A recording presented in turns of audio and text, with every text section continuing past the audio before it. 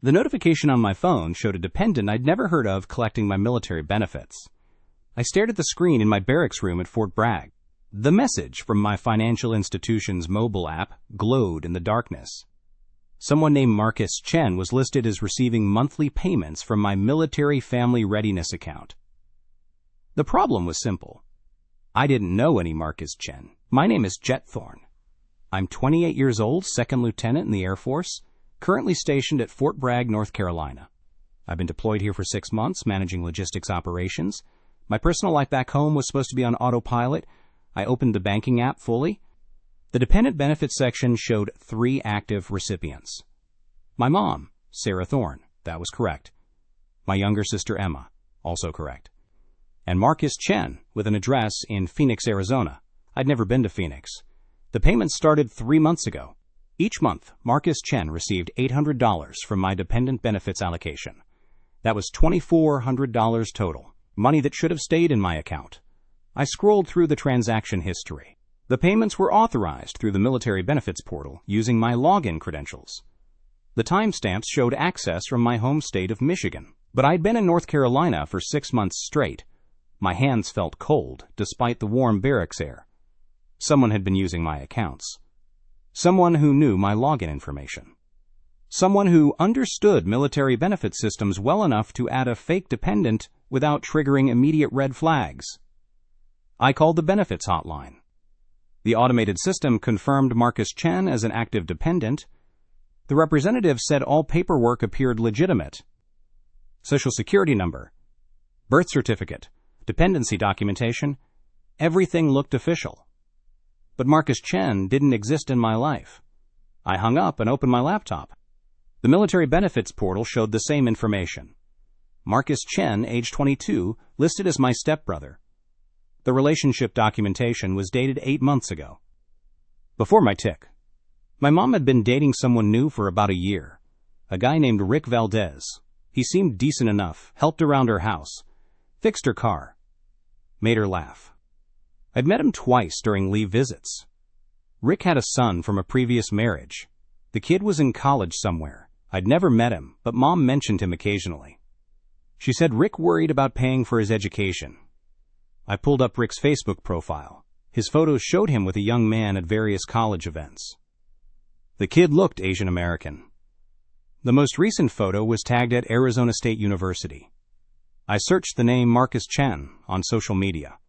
Found dozens of profiles. None matched the face from Rick's photos. But one profile from Phoenix showed a young man who looked similar. The profile was created 4 months ago. No friends. No posts. Just a basic setup. My phone buzzed with another notification. This time from my credit monitoring app. Someone had applied for a credit card using my Social Security number. The application was submitted from Phoenix, Arizona. The pieces were forming a pattern I didn't want to see. I called my mom. It went straight to voicemail. I tried again an hour later. Same result. She usually answered my calls immediately, especially when I was deployed. I texted her, "Need to talk. Important." No response. I opened my laptop again and checked my credit reports. 3 new accounts had been opened in the past 2 months. All from different financial institutions. All with Phoenix addresses. The total credit limit was over $15,000. Someone wasn't just stealing my military benefits.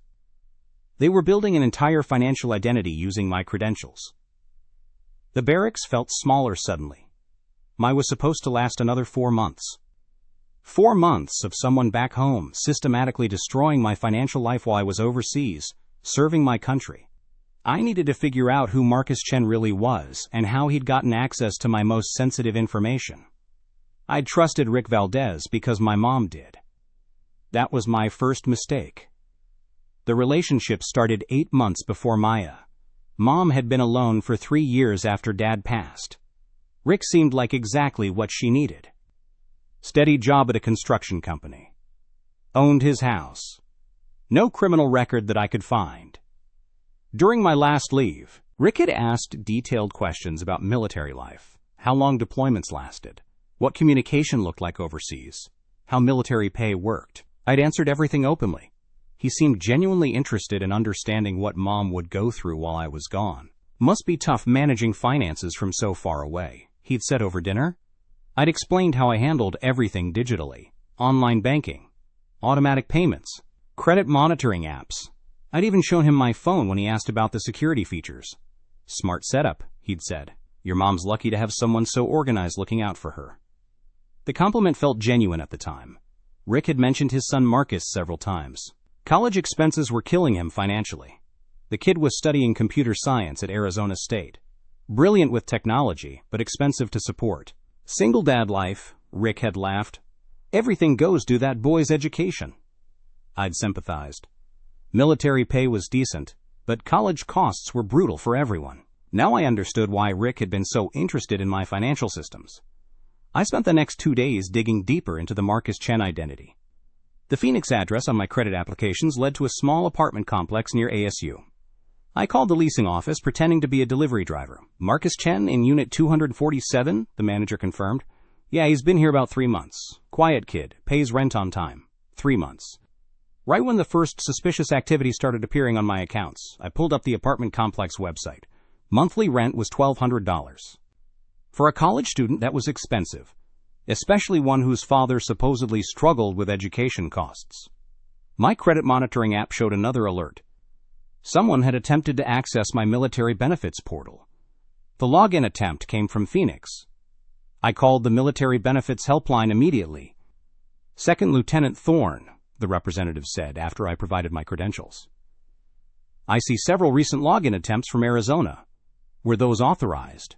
Negative. I'm deployed in North Carolina. I haven't accessed the system from Arizona. I'm flagging your account for suspicious activity. You'll need to reset all passwords and security questions immediately. I spent an hour updating every security setting, but the damage was already spreading. My phone showed notifications from 3 different financial institutions.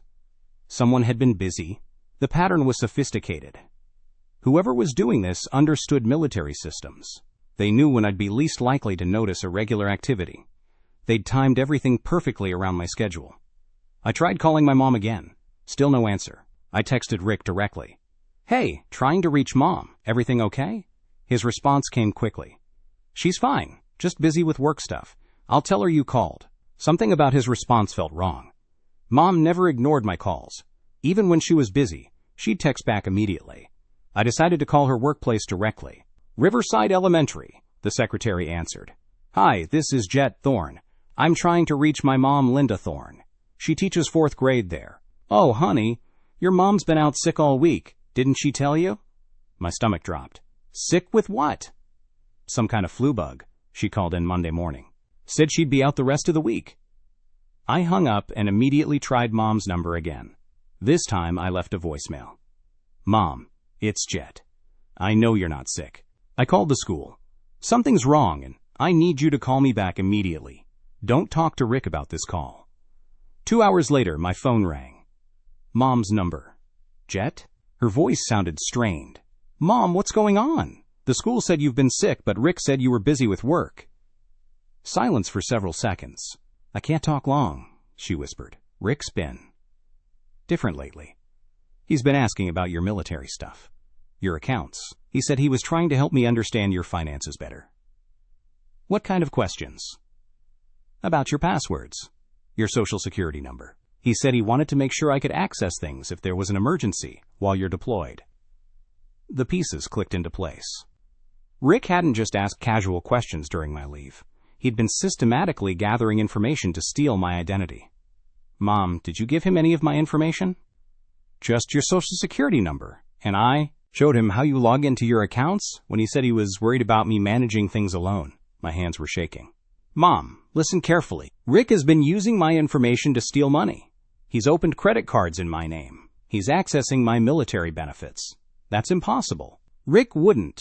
The Marcus Chen identity is fake, Mom. It's probably Rick's real son using a false name. They're running this together. I heard her sharp intake of breath. I need you to get somewhere safe. Don't tell Rick about this conversation. Can you go to Aunt Sarah's house? Yes, I can do that. Go now. Pack a bag like you're going for a normal visit. Don't suspicious. I'm going to handle this from here. After she hung up, I opened my laptop and started documenting everything. Screenshots of the fraudulent accounts, photos of the fake Marcus Chen social media profile, records of all the unauthorized access attempts. The financial damage was worse than I'd initially calculated. Over $23,000 in fraudulent charges across multiple accounts. Someone had even applied for a military credit card using my service record. But I had enough now to prove what was happening. I called the military police at Fort Bragg and explained the situation. They connected me with Agent Thompson from the Federal Trade Commission's Cybercrimes Division. Second Lieutenant Thorne, Agent Thompson said.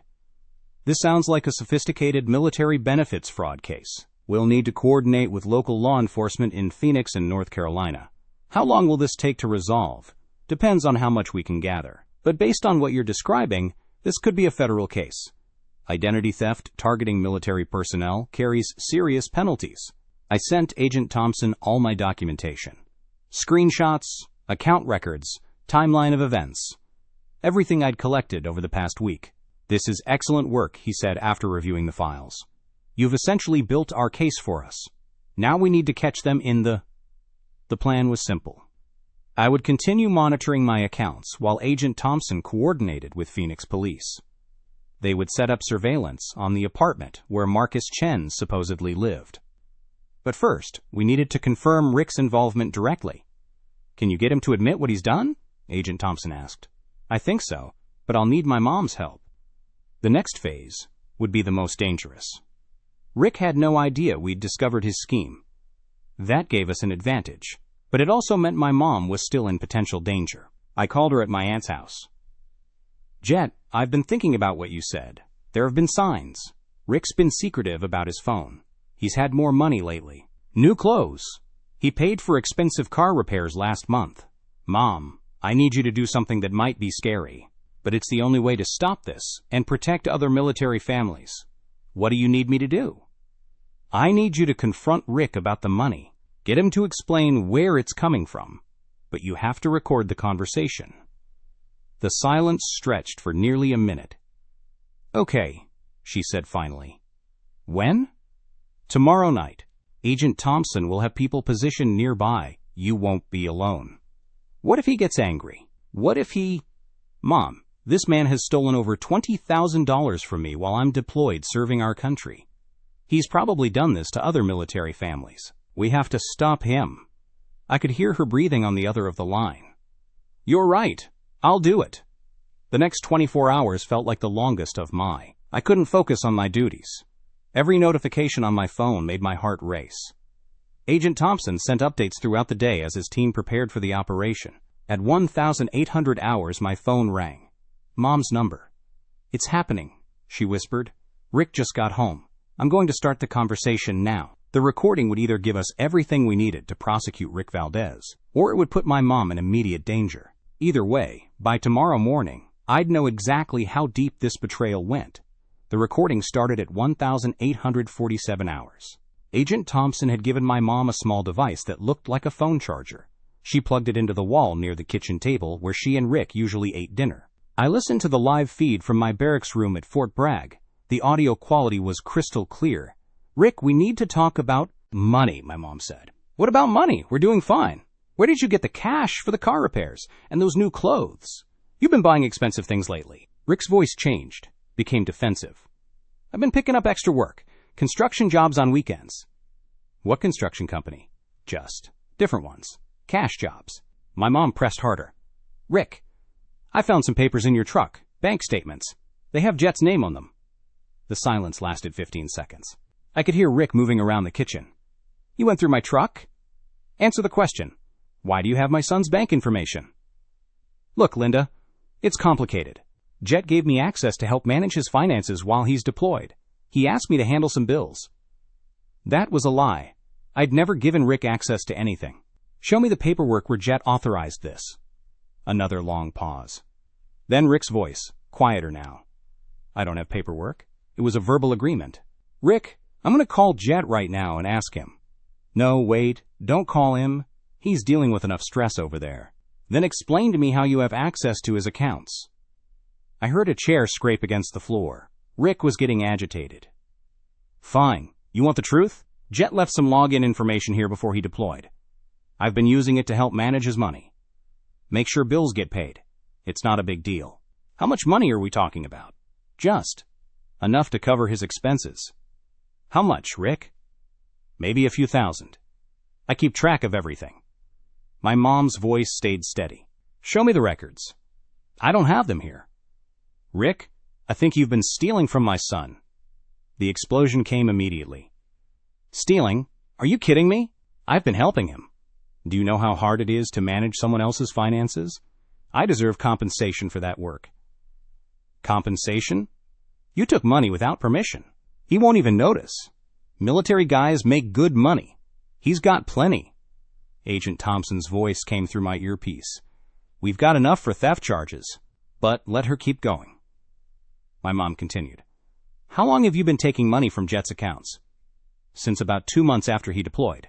Look, Linda, this isn't a big deal. I've been careful. Small amounts, spread out over time.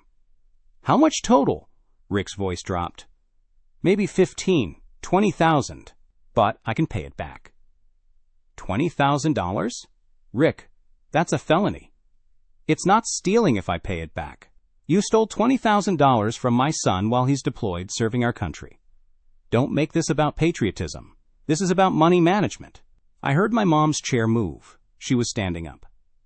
I want you out of my house tonight. Linda, calm down. We can work this out.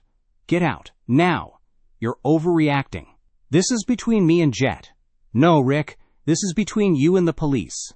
The recording went silent for nearly 30 seconds. Then I heard Rick's voice, much closer to the microphone. If you call the police, I'll deny everything. It's your word against mine. I have this conversation recorded. Another silence. Then footsteps, fast, moving toward the front door. Rick, where are you going? The front door slammed. Agent Thompson's voice came through my earpiece again. Suspect is leaving the residence. Units are in position. I heard my mom breathing heavily into the phone. Mom, are you okay? I'm okay. He's gone. Jet, I'm so sorry. I had no idea he was capable of this. You did great. Stay inside. Agent Thompson's people will handle the rest. 20 minutes later, Agent Thompson called me directly. We have Rick Valdez in custody. He was attempting to access an ATM 3 blocks from your mom's house.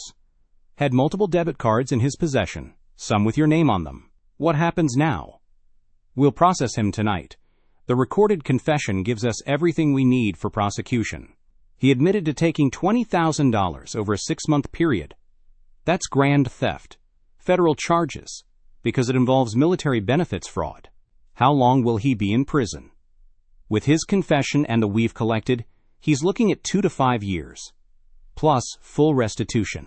The next morning, I received a call from the prosecutor's office. Rick had waived his right to trial and accepted a plea agreement. 4 years in federal prison. Full restitution of $23,000, including interest and penalties. But the case didn't there. Agent Thompson's investigation revealed that Rick had used the same method on 2 other military families. Both deployed soldiers. Both had trusted Rick with basic household tasks while they were overseas. The total theft amount across all 3 cases was $67,000. The Federal Trade Commission opened a broader investigation into military benefits fraud. They discovered that Rick had been part of a loose network of individuals who specifically targeted deployed service members. I testified via video conference from Fort Bragg. The prosecutor asked me to describe the impact of Rick's theft on my financial security and my ability to focus on my military duties. When you're deployed, you need to trust that your finances are secure, I told the court. This betrayal didn't just cost me money, it cost me peace of mind during a dangerous. Rick received an additional 2 years for the other thefts. 6 years total. The other victims and I formed a support group. We shared information about protecting military finances during ball. I started writing articles for Military Times about financial security for deployed service members. My mom moved in with my aunt permanently. She couldn't stay in the house where Rick had lived. Too many memories of the betrayal. The bank restored all stolen funds within 30 days.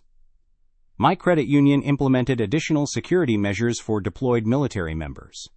Agent Thompson recommended me for a commendation from the Federal Trade Commission for my cooperation in exposing the broader fraud network. 6 months later, I received a letter from another soldier at Fort Campbell. He'd read my articles in Military Times. His girlfriend's brother had been asking suspicious questions about his bank accounts. I forwarded his information to Agent Thompson. The investigation was expanding. 12 months later, I was back at Fort Bragg for my next assignment cycle. The financial recovery was complete. My credit score had returned to its pre-theft level. The bank had implemented new security protocols specifically for deployed military personnel. Agent Thompson called me in March. The broader investigation had identified 17 additional cases across 8 states. Rick's network had stolen over $200,000 from military families. All perpetrators received federal sentences. The ring was dismantled. I wrote regularly for Military Times on how to protect savings while deployed. The articles reached thousands of service members. My inbox filled with thank you messages from soldiers who had avoided similar scams. The Federal Trade Commission invited me to speak at a cybersecurity conference in Washington. I shared the stage with other fraud victims who had helped expose criminal networks. My mom started therapy. She moved to a small apartment near my aunt's house. We talked every Sunday. She never mentioned Rick's name again. The support group I joined grew to 37 members. We met monthly via video conference. New victims found us through Military Times articles and FTC resources. Last week, I received a letter from Fort Campbell. Another soldier had read my story. His roommate's cousin was asking suspicious questions about military benefits and bank access. I forwarded the information to Agent Thompson immediately. The work continued. My new orders came through yesterday. Germany this time. 18 months. I'd learned to protect myself. 2-factor authentication on everything. Separate accounts for funds. No shared passwords. No exceptions. The house in North Carolina, sold in April. I bought a smaller place near base. No extra keys. No house sitters. Trust would return eventually. But it would be earned, not given. My phone buzzed with a text from Agent Thompson. Another arrest in the network. A woman in Texas who had targeted Navy families. Justice moved slowly, but it moved. I closed my laptop and looked out at the base. Soldiers walked between buildings, heading to evening chow. Normal military life continuing. The betrayal had changed me. Made me more careful. More aware. But it hadn't broken me. I'd helped 17 other families recover stolen money. The articles had prevented dozens of additional thefts. The investigation had shut down an entire criminal network. Some good had come from the damage. My phone showed a new email from Military Times. They wanted me to write a monthly column about financial security for deployed personnel. I accepted immediately. The work would continue overseas. Different time zones, same mission. I walked to my car and drove off base. The North Carolina evening was quiet. Peaceful. Tomorrow I'd start preparing for Germany. New challenges ahead. But tonight, for the first time in 18 months, I felt completely secure. It was finally over, and the silence felt earned.